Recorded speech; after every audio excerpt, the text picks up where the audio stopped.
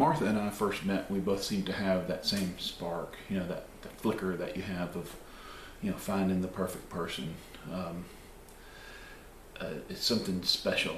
And I remember when we were dating, we would be driving around to go out, to dinner or somewhere, and I would hear her just, singing real lightly, just inaudibly, singing along to the radio. Had a beautiful voice, very, very lovely voice, and very high voice, and I wanted to hear more, and so I encouraged her, to sing out more, so I could hear her more. And we both loved music, and we talked a lot about music, and she was interested in learning, about songwriting and performing from me. And as we continued to get to know one another, I just noticed that she had a lot of self-doubt, a lot of self-criticism, a lot of, I could never do that kind of thing when I talked to her about singing and all. I said, sure you could, yeah, absolutely, you're awesome. Let me hear you, let's do it. And she just didn't seem to have very much confidence in herself.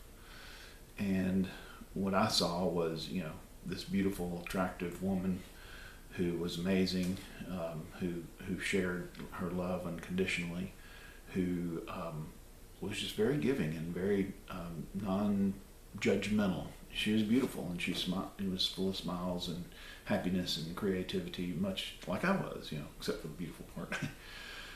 So anyway, after that self-flagellation period, I guess, I said to her one evening, I said, if you could only see in yourself what I see you, if you could look at yourself and see yourself the way that I see you, you wouldn't judge yourself so harshly. And then I said, use me as your mirror. And it just kind of fell out like that. And I wrote that down. Hey, great name for a song. It was interesting that this song was kind of a song to her, about her. And a few weeks later, we were recording, the scratch tracks at home on a little recorder and having fun and getting to know each other. And it happened. The thing that we all dread in life. And life interrupted our creativity. And it does that from time to time, I guess, but in my case, it first came with the loss of employment, which was followed by a bad divorce settlement, which was followed by not one or two, but 3 bankruptcies. And so we had to, we moved into a little house there in Nashville, a little rental house, and we had just a little bit of money left over, but basically, pretty much overnight, our little fairy tale that we had just came crashing down around us, and it just turned into a train wreck, and I was devastated. And it was like nothing that I had ever been through before in my life.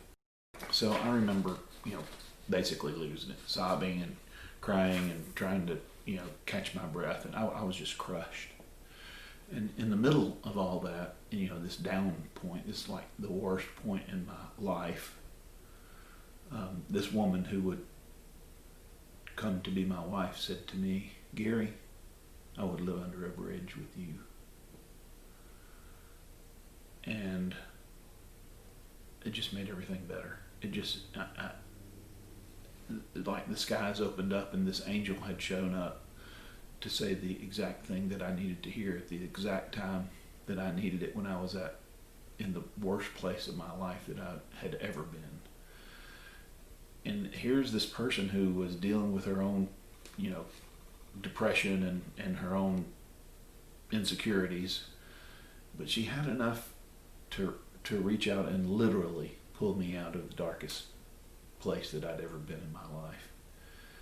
And I'll never forget how that statement empowered me, and I'll always be grateful and thankful to Martha for that.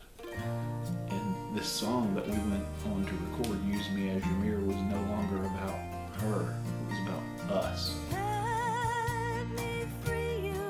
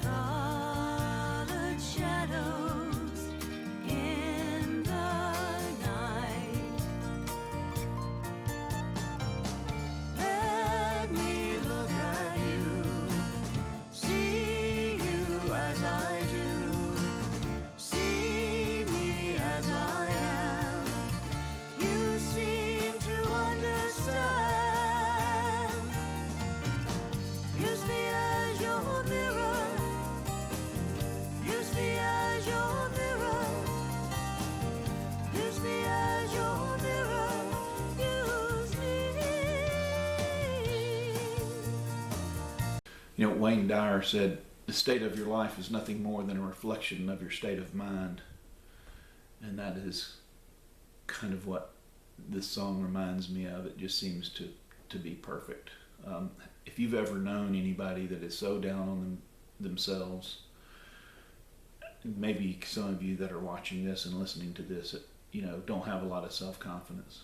But the fact is, most of us at one time or another have felt that way. We buy into the stories that the ego tells us about we're not good enough or strong enough or brave enough or talented or pretty or popular enough. We're just not enough. But we actually all have greatness inherently built into us. We all have a unique talent to share. We all have this coded into our DNA. And we can choose to embrace that and allow it to shine through, or we can allow the ego to sabotage it. The real message behind "Use Me as Your Mirror" is one of perception and love and our ability to help others see what they have difficulty seeing in themselves. That we all have greatness, beauty, and creativity to share, and we have genius to share. Perception is about belief. What and who we believe we are, and by changing our core beliefs about ourselves, we change our self-perception, and in doing so, we can manifest and create that which we are here to do.